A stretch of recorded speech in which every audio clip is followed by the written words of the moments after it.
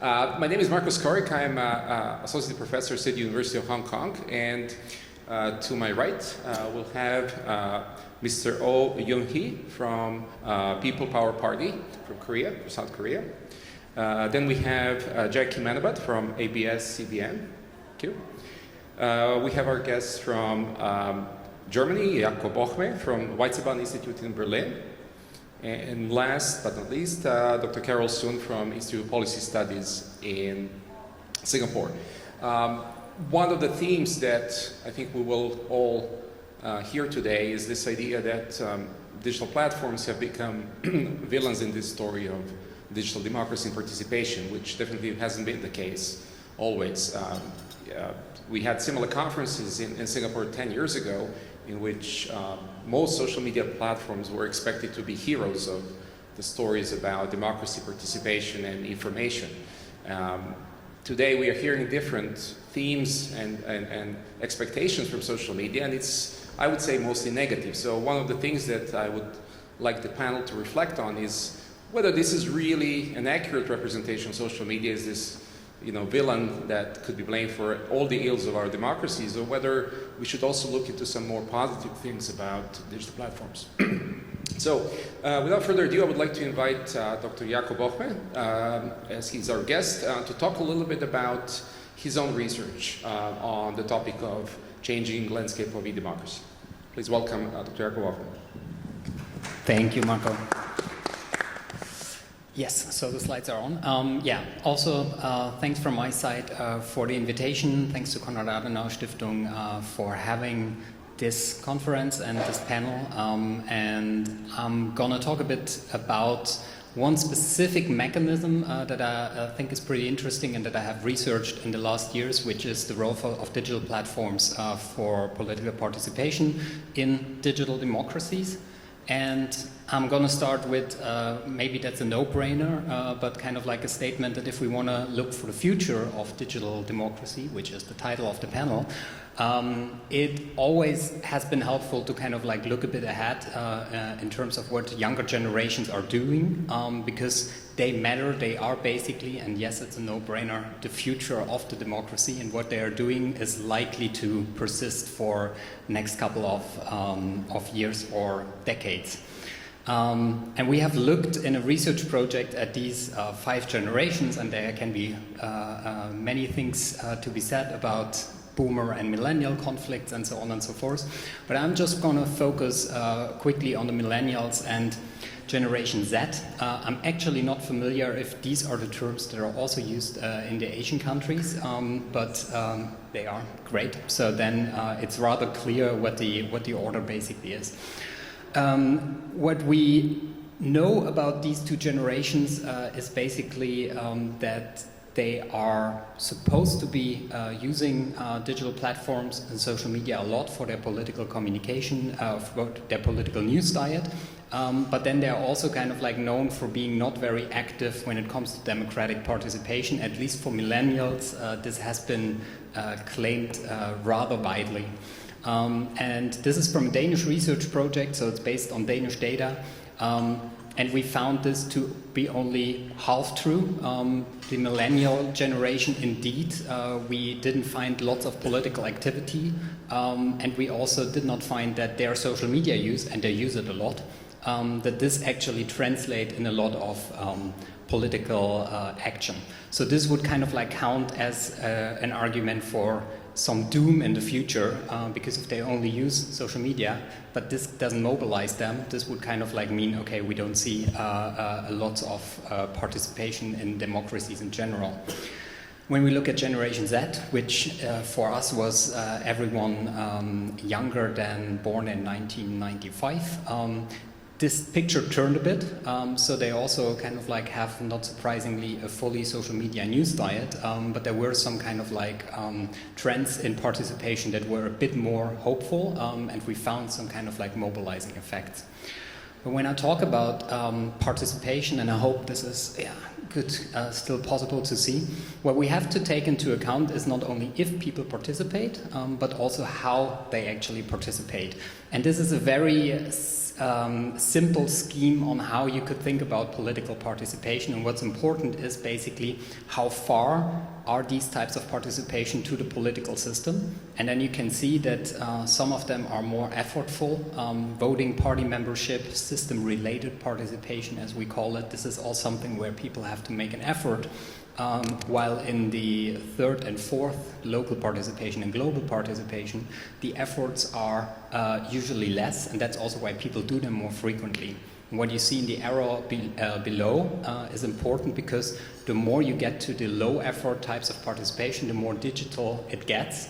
And younger generations are kind of used to engage more online than offline, as we know. So we also see clearly that millennials and Generation Z are participating in these types of participation that are more distant from the political system, and I will tell in a second what I mean with that.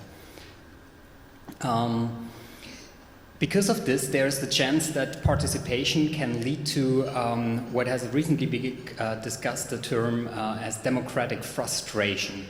And the reason is that the types that I just showed, some of them are further away from the political system than others, which means the political system cannot respond that easily to participation that is actually happening in this more global and local types of participation.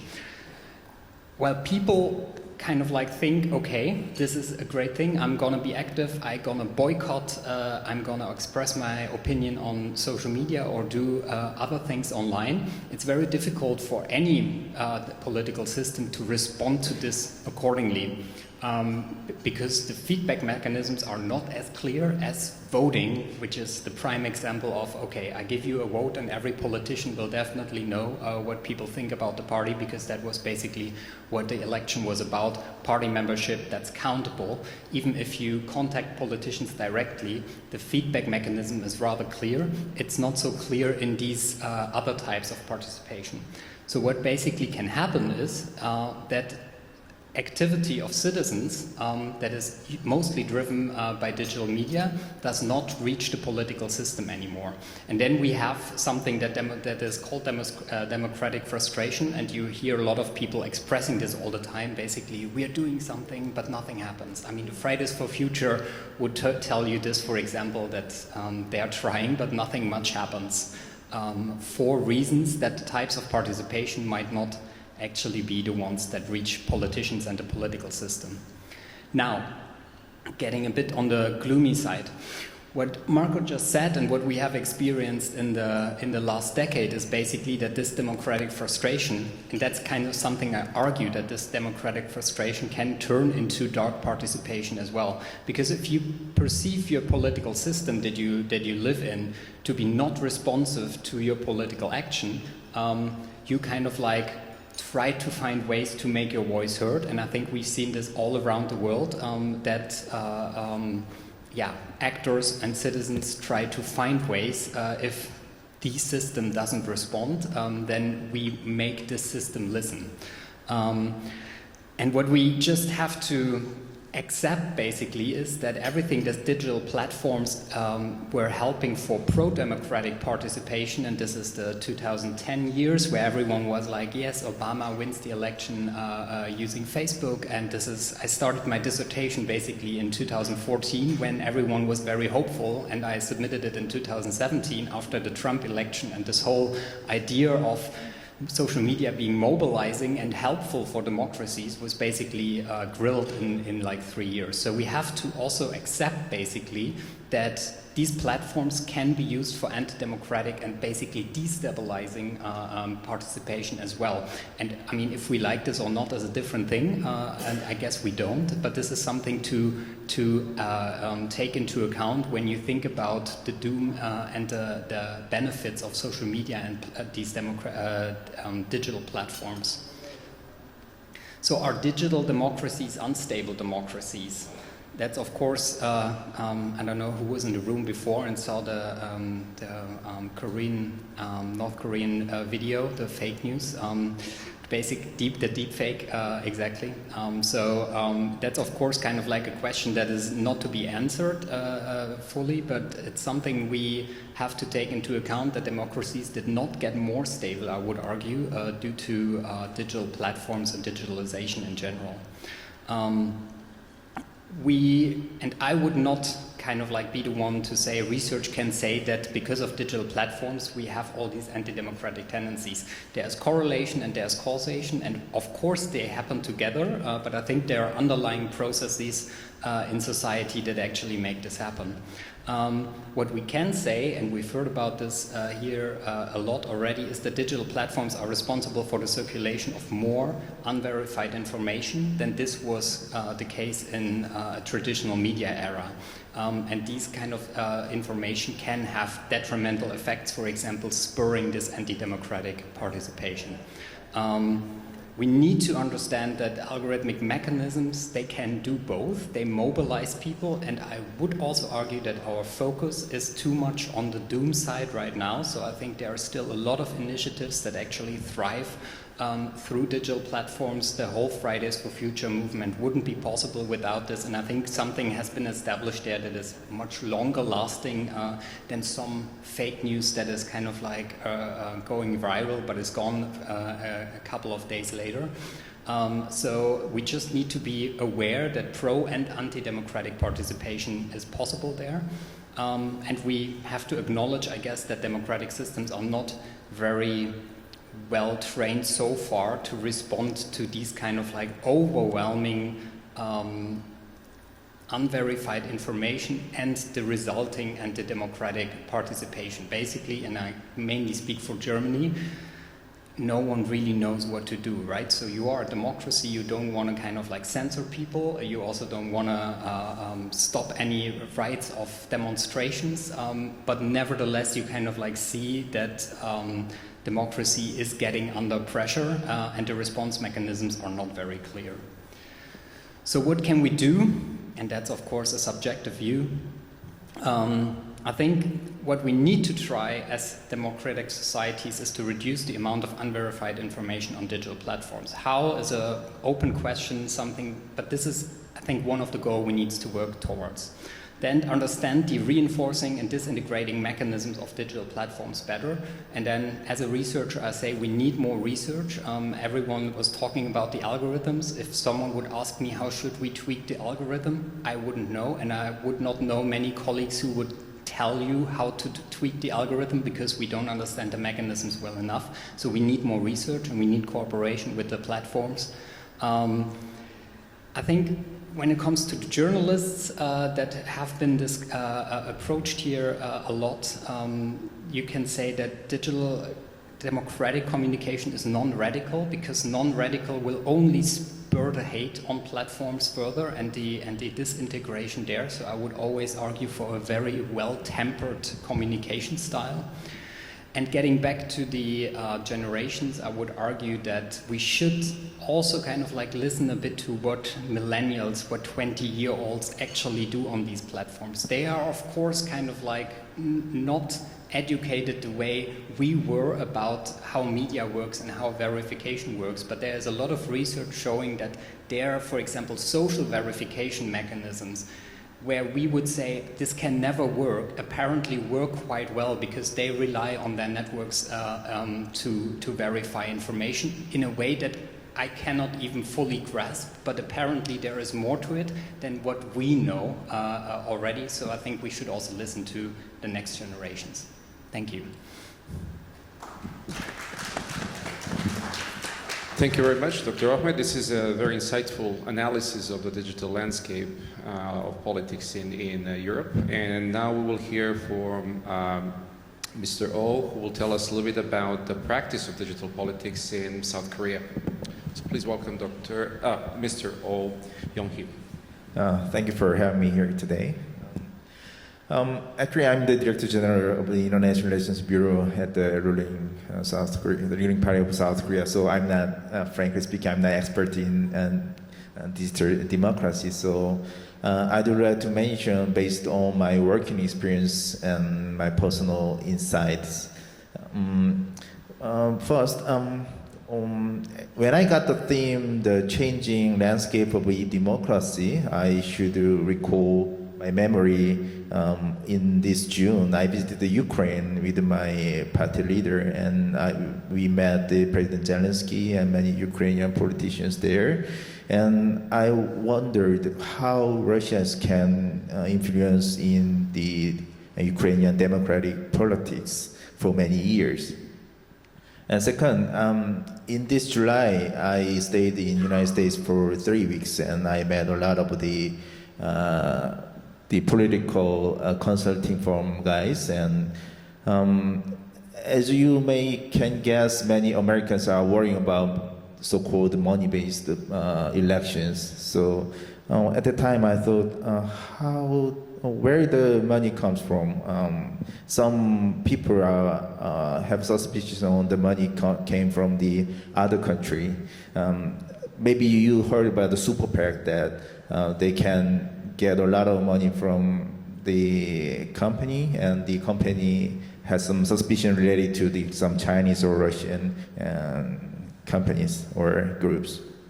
And the last one is I visited Brussels and Strasbourg in last month. I met some members of the European Union, and most of them are worrying about the Russian invasion in European Union's politics. So it is a little bit weird because all the democratized country is worrying of the interference of the kind of the authoritarian countries. And we are talking about the digitalization of democracy, then it means that the digitalization of democracy is the uneasy prey for authoritarians. So my question came from that. Maybe we are mentioning about the e-democracy or digitalization, but we should know how many persons are using the smartphone in your country. 95% of South Koreans are using smartphone, and 76% are using the social media in Korea. Actually, this is very good condition for the e-democracy, and I can say it's easy prey for the authoritarians. Maybe everyone here well about the Cambridge Analytica case better than me. The algorithm analyzed the user's behavior related to the politics and the social media sell or convey the information to the lots of the political consulting firms. I asked some US guys that, is it possible even we had the Cambridge Analytica case? Then they said, yeah, it's still going on, and lots of the consulting firms are getting the information from social media now. And every day, maybe you like the YouTube, and YouTube shows you the some contents that you will like. Yeah, it is very algorithm is very it can be useful, but sometimes it will be dangerous in terms of the democracy. As YouTube is more convenient and access than traditional media, many politicians are opening their own YouTube channels. However, I can see many politicians are changing to like provocative, populist, fake, using propaganda YouTube creators. There is common thing between the YouTube creators and the politicians. Is they all want to get more likes and subscriptions. As I said, the money-based elections, democracy means a good market for political companies. So where their money comes from, so there are many suspicions that I already say about that. And especially e-democracy based on social media is a very easy circumstances to foreign countries join in on domestic politics. Actually, cybersecurity is so hard in international relations field in terms of the national security. My recent insight is the cybersecurity is meaningful in terms of defending democracy as well as defending computer technological systems. Maybe you have heard about value-based diplomacy. When I visited the Ukraine, Washington, or EU Parliament, everybody stressed out the importance of the solidarity among the like-minded countries. The like-minded countries are the countries sharing core values like democracy, human rights, rule of law, and free market. I think that the democracy is the most important value to share, to defend by the solidarity among the like-minded countries. With this idea, the like-minded countries are having summit for democracy and the other meetings to defend democracy against the authoritarians. To attack democracy, the authoritarians are fully using digitalized democratic circumstances, as maybe you can guess. Legally, they support as direct or indirect ways for making online contents to get more likes, or for that they use more provocative ways, even using fakes. If like-minded countries support legally the campaign, we call it as the cooperation, but the authoritarians support someone, maybe we can call interference. Hacking is also a good way for the enemies, especially North Korea and their friends are every day trying to hack systems in South Korea. These two kinds of legal and illegal operations are usually combined. And to interfere elections, they analyze voter preference by acquiring big data from social media. They also hack National Election Committee system or even party headquarters to know party members and to make persons who supported the authoritarian as party leader or candidates in primary in such political parties. How to solve the problem? Everybody know already. It's the solidarity among like-minded countries to defend democracy. Especially Indo-Pacific region needs to create more bodies to have a conversation regarding cybersecurity in terms of defending democracy, not just as the technological approach. Only one country cannot defend this kind of new attack on democracy. I highly expect the strong solidarity power of the combination of high technology of South Korea, Japan, India, US, and European countries with a strong will of the Southeast Asia countries for democracy in order to defend our digitalized democracy. So thank you for hearing my short presentation. Thank you very much, Mr. O. This is a very interesting presentation about defense of democracy and protection of electoral integrity in the Pacific. And I think particularly important is this idea of a multilateral approach to protecting the system, because no country can do it on its own. Thank you. May I invite Ms. Jackie Manabat for her presentation? Thank you. Hello, everyone. We've been always saying social media is out to disrupt political campaign strategies, and that political communication have changed. So I'm going to show to you a journalism project we did last year, October, about an investigative article on how some political strategists figured in the elections in 2022. So this is my campaign advertisement on Facebook, published a year ago. But no, I did not run as a councillor in my beautiful hometown, Baguio City, Philippines. But how did I end up here? You see, this is part of an experiment to see how the top social media page, or top social media platform rather, in the Philippines, Facebook, could be manipulated in the Philippines. Okay. So first, I collaborated with another journalist from Manila Bulletin. We typed in the search bar of Facebook page for sale, Philippines and other versions of it. And as you can see here, we were given tons of choices. But what jumps out here are the phrases, for election campaign page, need publicity for May 2022. Well, May is the voting month in the Philippines. And good propaganda, black propaganda. Okay, so now that we have choices, we sent a message to 3 of the sellers. One answered quickly as if he or she or whatever gender that person is sitting and waiting in front of the computer. And I told the seller I was looking for a page with over 10,000 likes to make it appear that I already have more than 10,000 supporters, well, in this case, for my candidacy. Then he said it is 1,000 pesos or around $17 US. So other pages offer 100,000 likes for 9,000 pesos or $150 US.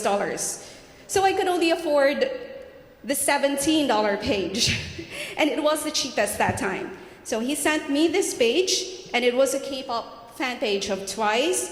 So if there are any K-pop fans of TWICE here, I'm sorry. Apologies. But I said yes and bought this page. All right. Why K-pop fan pages? All right. So we paid $17 US for this page. A look at the trends map for that week when we bought the page in October will show that K-pop related themes, hashtags, as well as number of users. It is no wonder that K-pop fan pages gain thousands of followers quickly on Facebook. So we paid $17 US for the page, and we were sent these reminders. This is a bit blurry because this is from the seller himself, and it says here, avoid adding several page administrators and wait for 7 days before changing the content. So, because if you change a Facebook page quickly, is that there is a tendency that Facebook platform will flag you for inauthentic behavior. So, these sellers know how to skirt around that community guideline. So we changed the page, the TWICE K-pop fan page into my face and my name running as a counselor in my hometown, gradually, in a week. However, it took us only 2 hours to gain control of the TWICE Aesthetics Facebook page. But we took down the page after 2 weeks of the experiment. After that page became my face, relatives and friends have started to call me, "Are you really running?" No, I'm not. I had to explain to them. It means that my page have reached them.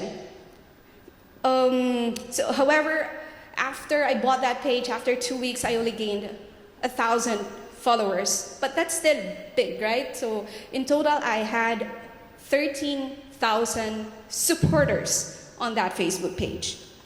So I reached out to Meta, the rebranding company that operated Facebook, and they sent the following statement. Yeah. And they said they do not allow, etc., but I was able to do it, right? But besides flipping pages to get instant followers for a candidate, another trick that political operatives can use is buying emoji reactions to manipulate simple online polls. This can make a candidate appear to have a strong support online. All right. So it's also easy to look for sellers of emoji reactions. One website that sells emoji reactions charges between 150 to 1,740 pesos, or just $7 US, imagine that, or to $30 US, depending on the quantity of emoji reactions. And this is worrying because you don't need to sign up or give personal details to buy these votes. These websites will ask for the link of the Facebook online poll and get to work. But there is one problem.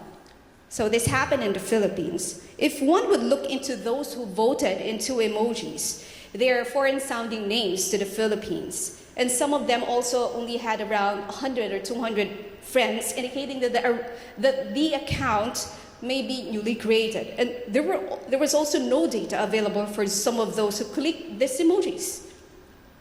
Now, here's another problem. In the Philippines setting, This is the Republic Act 9006, signed in the year 2001, that buying pages and likes is not part of the mandate given to the Philippine Commission on Elections. While there are other forms of media that are regulated by COMELEC or Commission on Elections, like print, broadcast, etc., social media is not part of those they could regulate. So, for more information to promote my company as well, this is my investigative article. You can read more about it. This is the title. So, the dirty tactics and other strategies we have yet to uncover show that technology is not just a tool. It is a transformative force. This political campaign strategist understood the power of embracing social media platform on a scale never seen before. I mean, if you look at the way that politicians communicate today, it's very different than the way that they used to communicate, like my good friend said here, 5 or 10 years ago. Today, they are communicating through Facebook, Twitter, and even TikTok. And even us, journalists, get sound bites and statements of politicians on their verified social media accounts. And if there is anything to learn from this experience in the Philippines, is that these political communicators managed to decrypt a political campaign strategy or communication that could no longer be ignored. Thank you. Thank you very much, Jackie, for this presentation. It's a fascinating real-world experiment on social media. We usually do it in a lab, so I wish I could do something like this in my work. Our last speaker for tonight is Dr. Carol Soon from IPS. So, Carol, please tell us a little bit about your own work. Thank you, Marco. Last speaker on the last panel, not the best position to be in, but I tried. Marco, you started the panel with a question on the assumptions around social media, what has changed, what hasn't changed. I think for many of us in this room who have worked in the space, the kind of questions that we ask, these questions that we ask clearly backdate social media, right? You think about in the 80s, the Usenet days, or the MUDs, the multi-user dungeons. We were asking similar questions on if and how those kind of digital platforms created new spaces and opportunities for political participation and the kind of impact, both positive and negative, they had on politics as well as communities. We've heard a fair bit from various panels today. In fact, the last one that I just came from talked about social movements in a digital era. So I'll just like to approach your question and the topic from a slightly different angle. I appreciate what you say about not just social media, but tech platforms in general.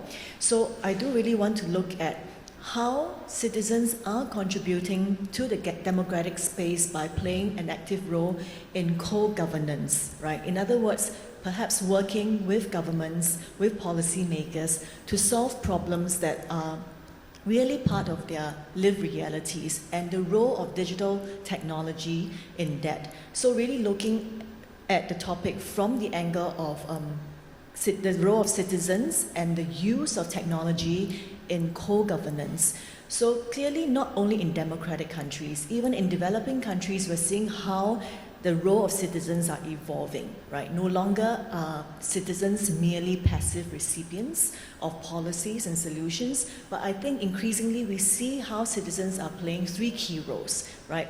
One, as a partner in co-creating solutions. Two, even leaders in the delivery of public services. So we have seen how local communities have used, say, social media like Facebook and Instagram to coordinate perhaps care services in order to help one another in their local communities. So here you see a very clear intersection and overlaps between the online space and the offline space.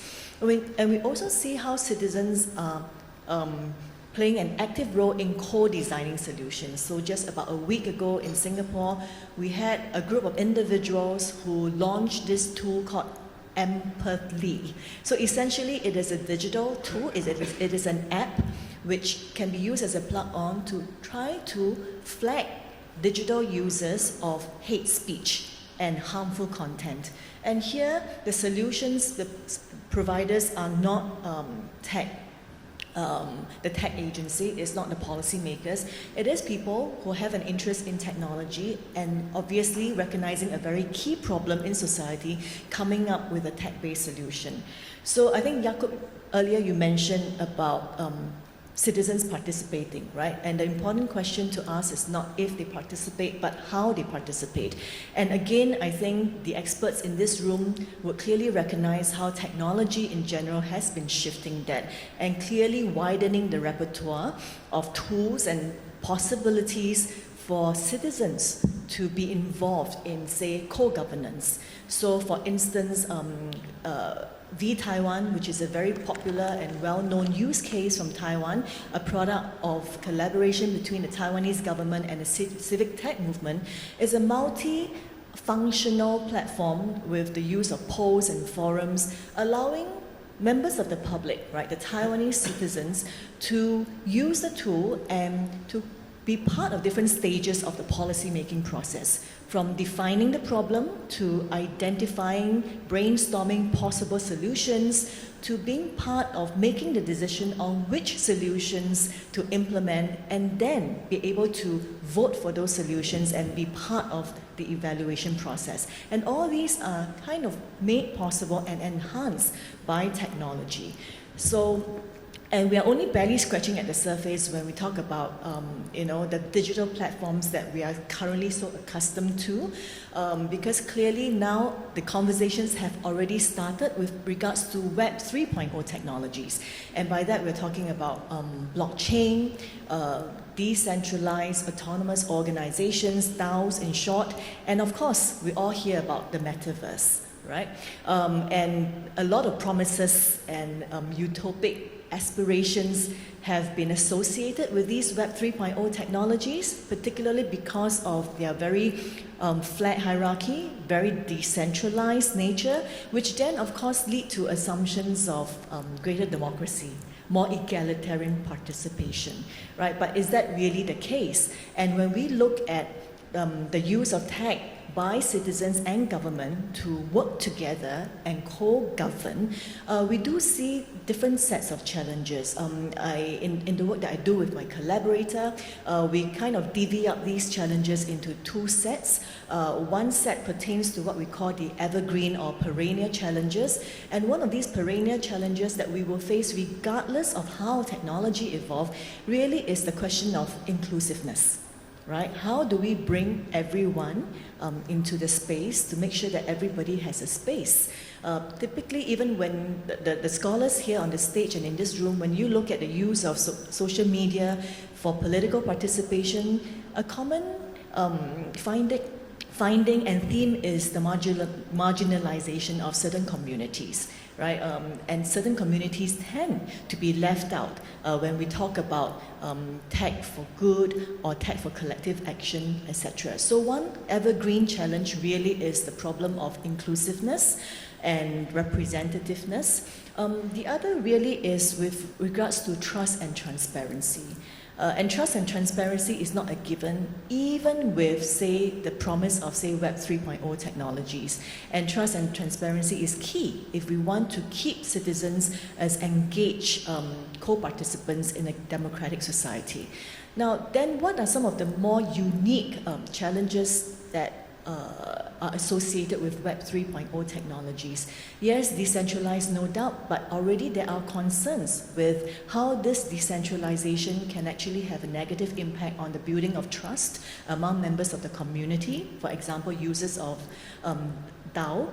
And with that, how do we build consensus when we don't exactly know who are the other people in the community? So that is one challenge. The other, of course, is the issue of community moderation, right? With certain municipal governments experimenting with beta versions of the metaverse, already there are fears of problems such as hate speech, cyber harassment, sexual harassment even, as well as scams. So these are some of the things that we need to think about, but I think we're all in a relatively good space.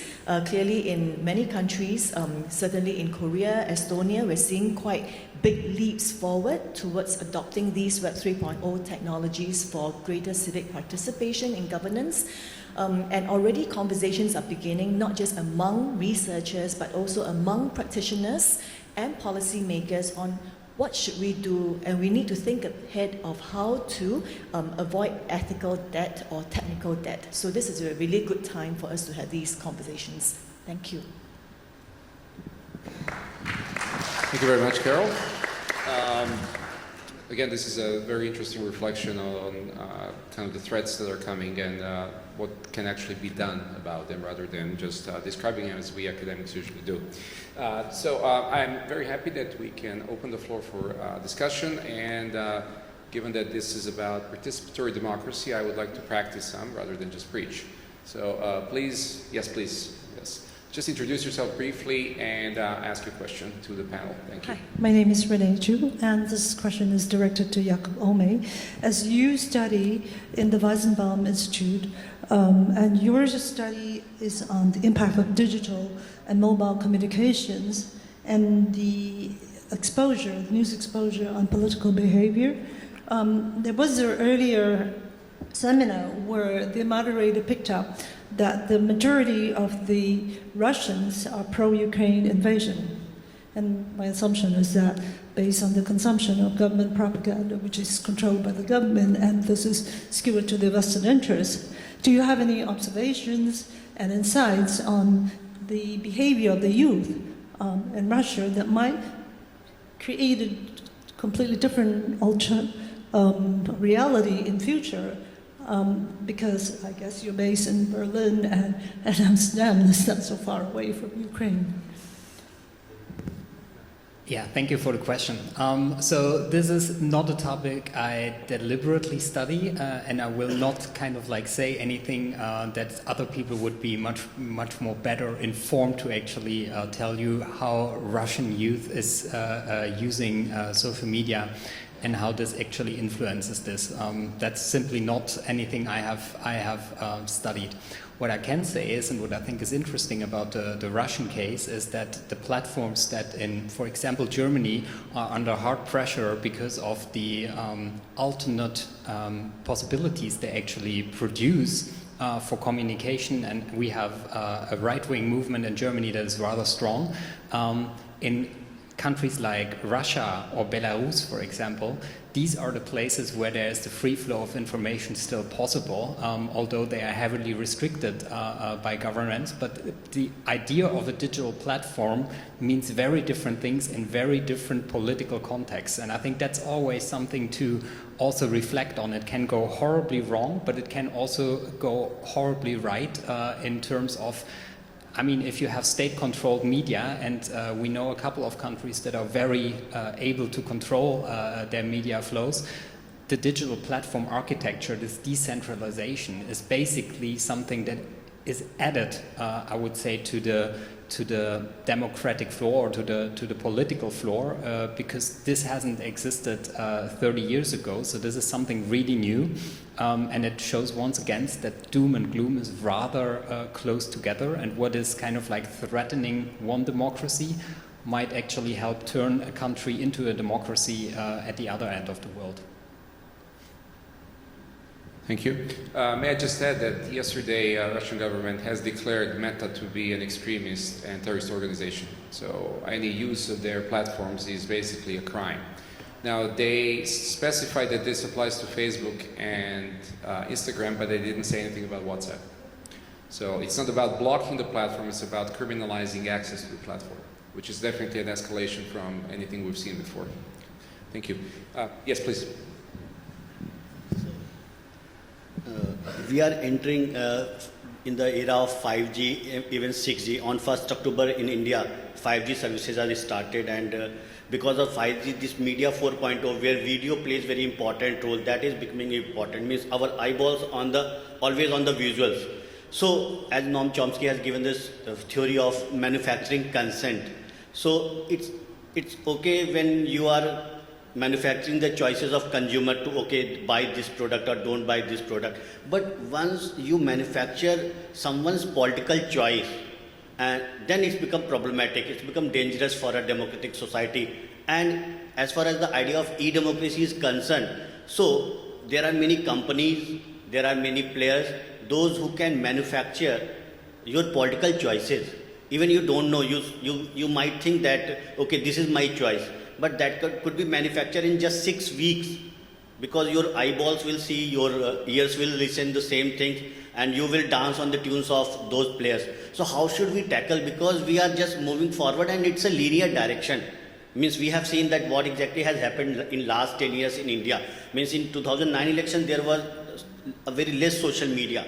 In 2014 Facebook, in 2019 WhatsApp, in 2024 social media plus artificial intelligence.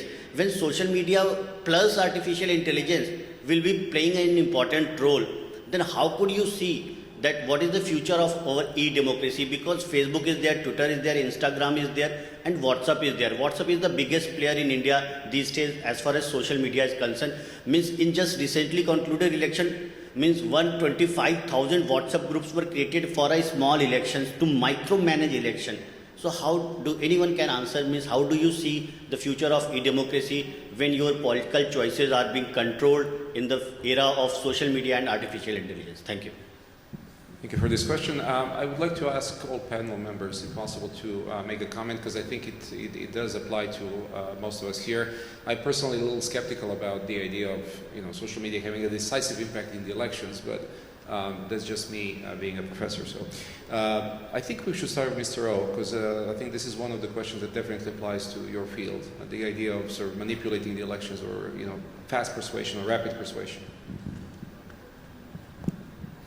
Well, as we can guess, the manipulation in e-democracy, we cannot expect the future, but I think it will be highly depends on the level of the digitalization of your democracy.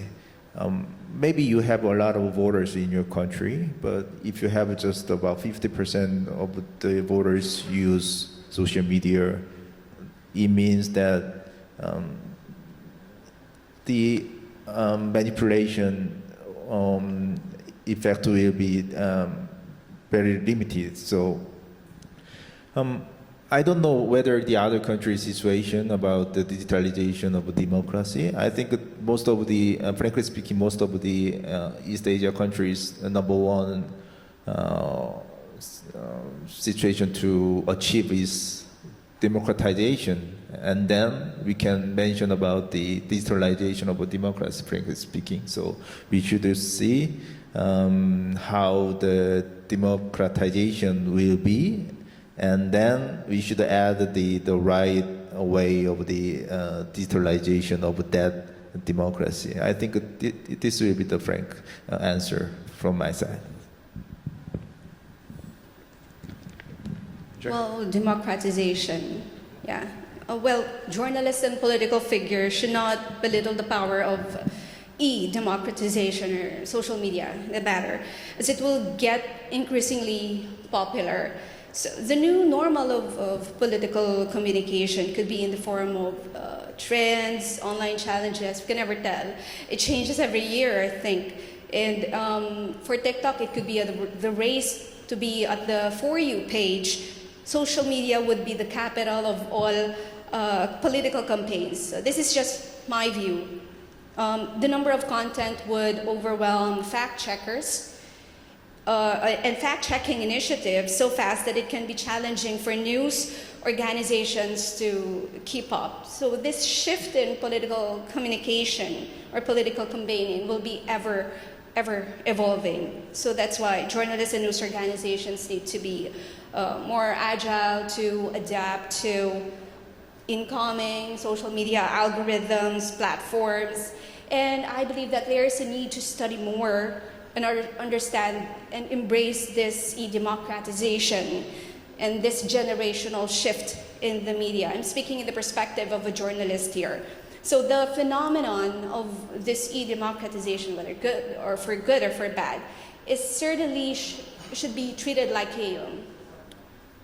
a warning shot for the traditional professional political class. And the rules will be ever changing and even more quickly than we could ever imagine. Okay. Jakub, comments?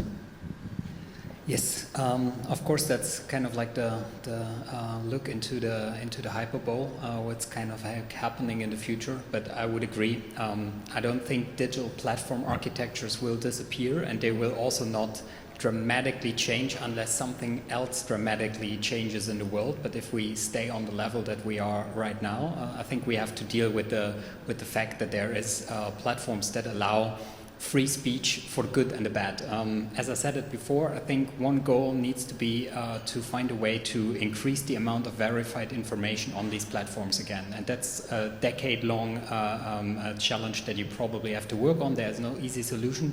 But I think if these platforms stay, they need to kind of like contain more content that is verified than it was before, which kind of like leads to the issue of what is verification, what is censorship, and so on and so forth.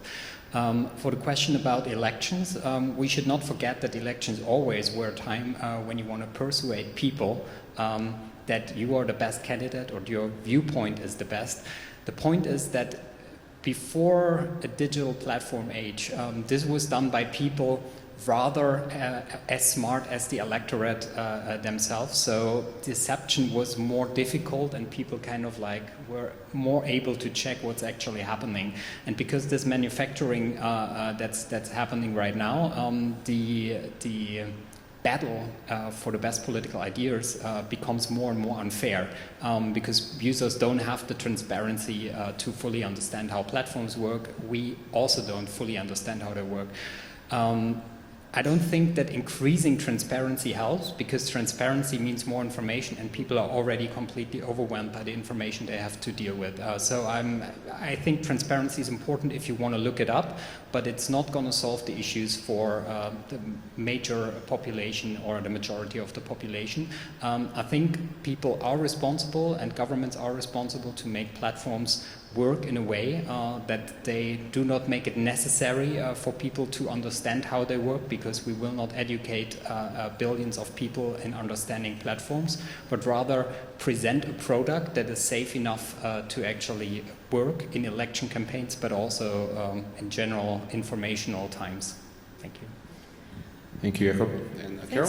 Thanks for your question on manufactured consent. And I think political propaganda and political suasion is not new, right? I think it has always existed even prior to social media, but correctly said and implied, social media certainly is a catalyst and further aggravates the problem. I mean, we talk about algorithm, we talk about filter bubbles and echo chambers. Clearly, those are real threats. But I think there is a silver lining to say the problem of disinformation and misinformation that has been plaguing countries in the past, I would say 4 to 5 years.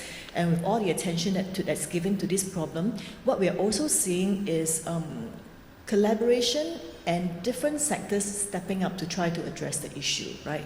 Of course, there are concerns. Governments are looking at how do you regulate the space. Even in the case of the United States, Section 230 that used to absolve platforms as a kind of publisher of responsibility. I think even the government is starting to look into that and wondering if the status quo should remain, right? So, but besides governments, what we're also seeing is, like what Jackie mentioned, the role of journalists, newsrooms who are playing such an important part, but also regular individuals whom we see in many countries are putting in really quite valiant effort to try to educate people, whether it's during election time or non-election time, doing their part in fact-checking. So we have heard of efforts in Ukraine. We have even closer to home in Indonesia. Some of you might have heard of Mafindo, which has grown from a very, very small fact-checking unit to something that has that is now quite widely supported across different provinces and states in Indonesia, involving even uneducated women in villages who are now playing an active role in debunking false information. So I think the past couple of years have been tough on everyone, but the good upside of that is we see how it has many people have become exercised and become a bit more concerned about truth, the problem of truth, falsehoods, and what can each sector and stakeholder do about it. And we're seeing more active engagement from different sides, and I think that's a good thing to see.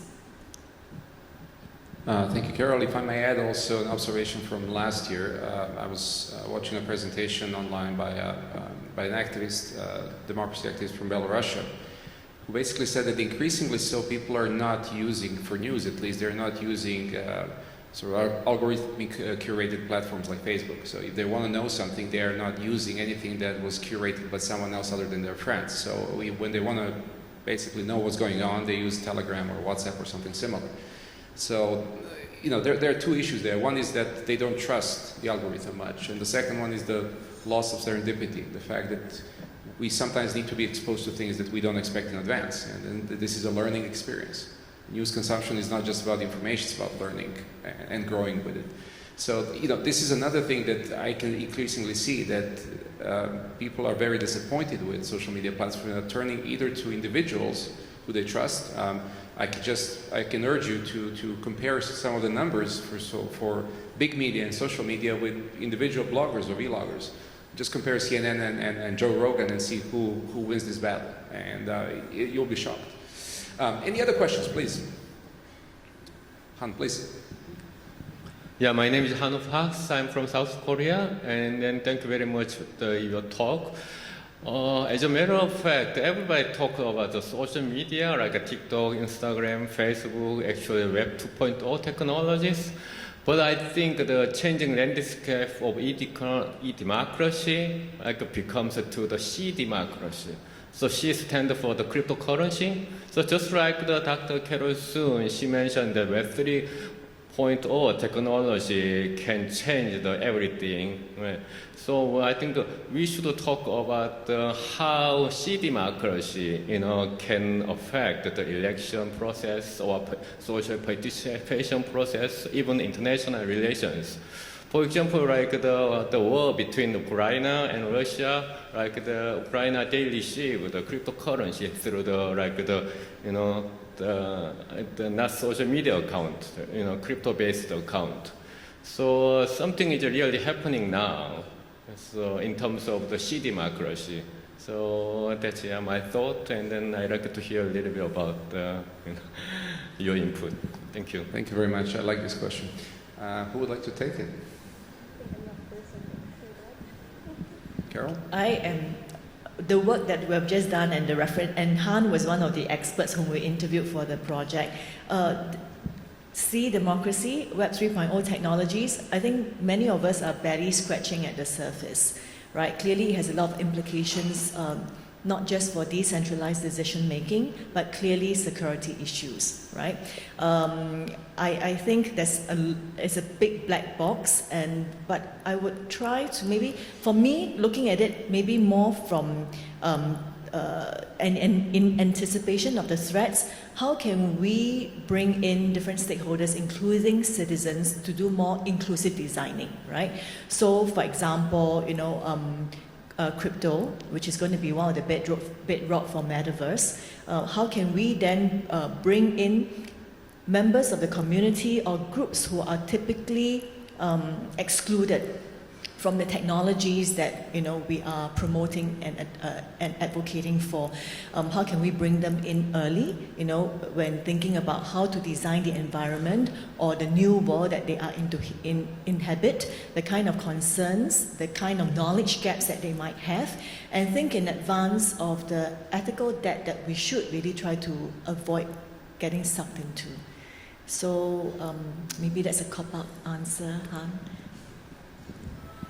Anyone else? Some thoughts on crypto? Okay.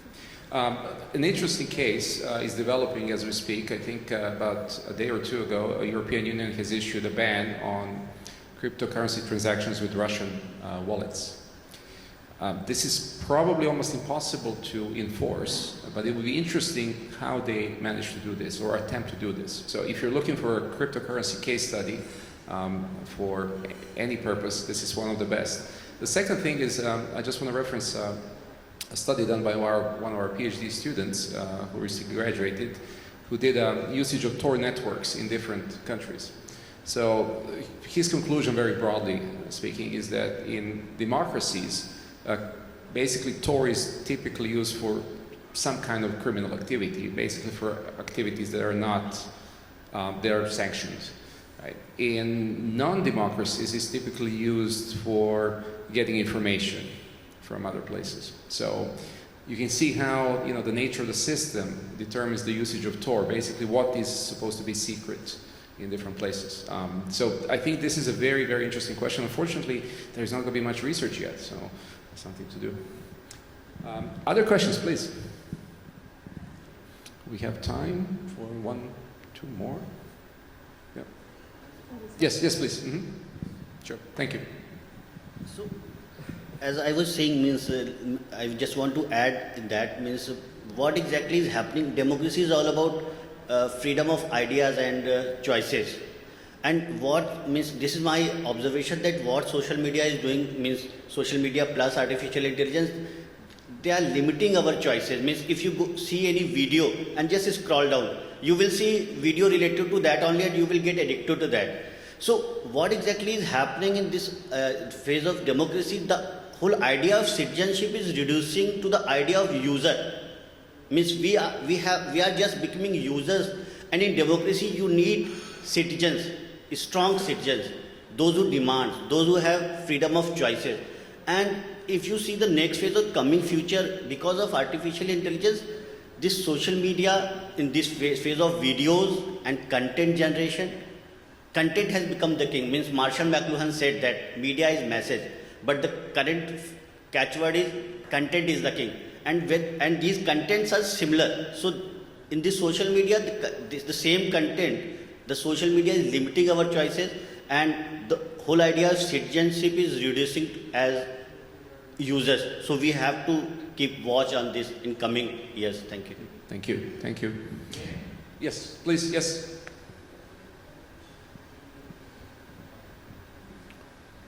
Hi, my name is Muqtadir. I'm from Bangladesh. So my question is to Carol and Jacob.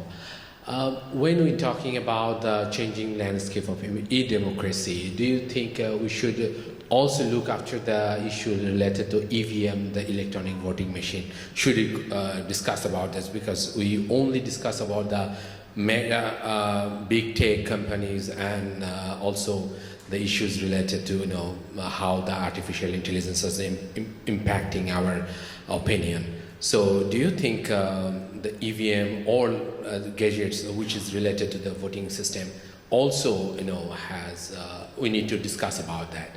Thank you very much. Thank you. Jacob? Well, that's of course a good question. I don't think we have seen too many developments in this direction in kind of like terms of online voting, for example. I'm not sure if there's any country in the world that does this right now, but I think in a way there were lessons learned by seeing how fragile digital platforms can actually be. So I think one lesson learned is maybe for an election, don't do it online. So I would guess that this is a lesson that governments have learned. So in this sense, I would also not advise for it. I think that's too important to kind of like do this online, although I'm aware of the argument that this would increase turnout, because I mean, a lot of Western countries, at least, we have the issue of dwindling turnout rates. So there's also an advantage to see there. But I mean, election integrity, also not my specialty, but that's of course something to be always attentive to. I know from a German perspective that there is kind of like a lot of work and a lot of monitoring in this direction, and so far there's no big evidence of any attempts of rigging an election. So in this sense, I have the feeling that this is something that is a bit more secure than what's the free information flow, because elections so far are still not decided by algorithmic platforms. So I think this is why we focus much more on the unknown, while the function of election or the mechanism is rather still the same than it was a couple of years ago. I don't really have anything more to add to that, but certainly in this part of the world where we are in, there's a fair bit of concern and still relatively conservativeness with regards to electronic voting. So yeah, nothing much to add to that. Okay. Any last questions? I think we have time for one more before we do something else. Any questions? Yes, please. Please.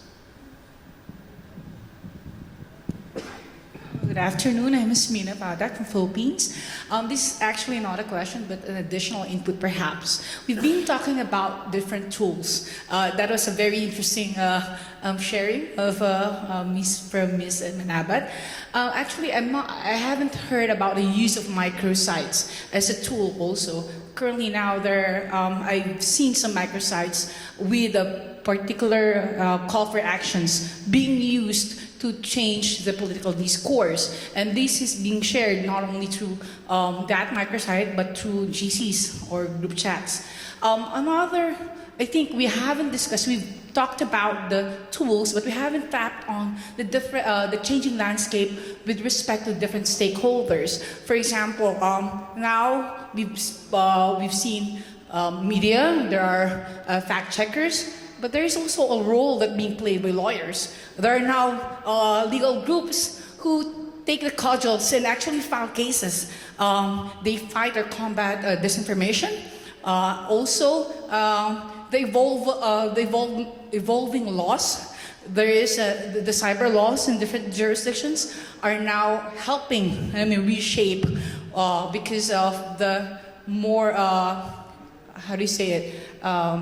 punitive or aspect of the law is even higher than the usual, libel scenario. So why I'm talking about libel or cyber libel, because currently now it is also being used to silence dissent, especially during elections. So just an additional input. Thank you very much for these questions. Very interesting questions. Jackie? All right. Microsites, I think. Well, let me tell you a story about microsites and the social media newcomer on other roles of social media. You know, social media also gave rise to political activism. In 2020, hundreds of teenage TikTok and Reddit users claimed that they were partially responsible for the low attendance at former United States President Donald Trump's campaign rally. And TikTok and Reddit users and fans of Korean pop music, yes, Korea again, group said that they registered potentially hundreds of thousands of free tickets for Trump's campaign rally as a prank, and they did not show up, hence the low attendance at the rally.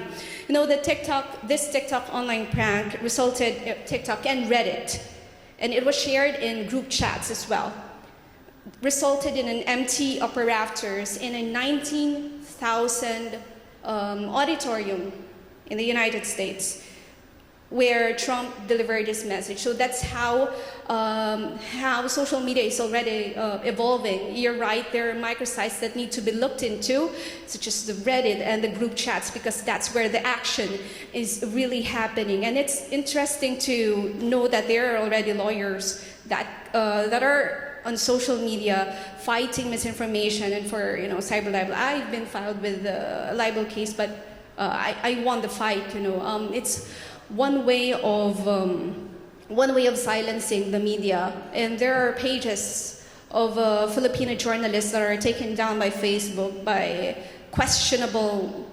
motives, or they've been flagged down by some groups. So, there's this good side and the bad side of social media. And going back to the group chats, I think, in my view, it is getting stronger, and it's happening under our noses. That's why we journalists should also be keeping up with these group chats. I know it's overwhelming, but we have to be there for the audience, because that's how democracy works, right?